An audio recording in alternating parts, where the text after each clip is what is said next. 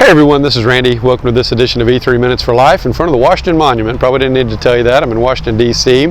A minute ago, we were right up at the base of the monument and we shot a video. You may have seen that one as well, as we talked about what your life centers around.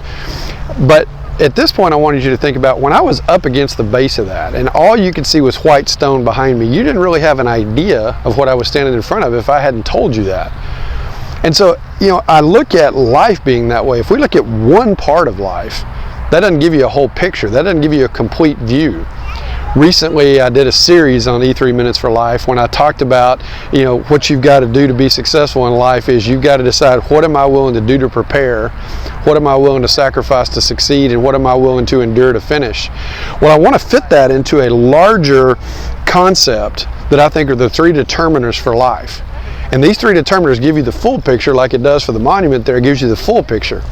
And those three are this: the choices that you make, the effort that you give, and the people with whom you choose to travel the journey. When you think about your life, it's going to come down to those three things. We talk to kids about that all the time. Make good choices. Don't hang out with bad people. Try your best.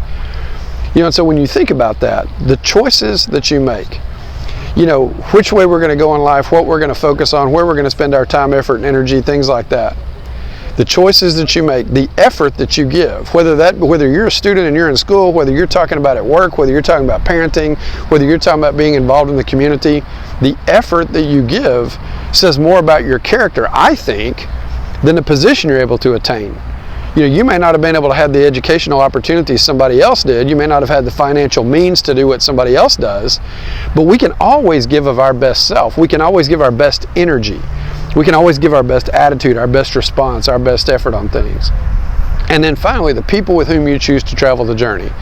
It really says a lot about you when you think about who you spend your time with. And when they begin to influence you and the people that we're becoming, the person we're becoming, the things that we value. I've always wondered, are we drawn to the people who value the same things as us, or do we value the things that the people we're drawn to value? So when you want to look at your whole life, you want to look at the things that are going to make the biggest difference. I think that if you want to boil it down to its most simplistic part, that's it. Hope this has been enjoyable to you. Glad to see you again from Washington, D.C., and we'll look forward to seeing you next time on E3 Minutes for Life. Bye-bye.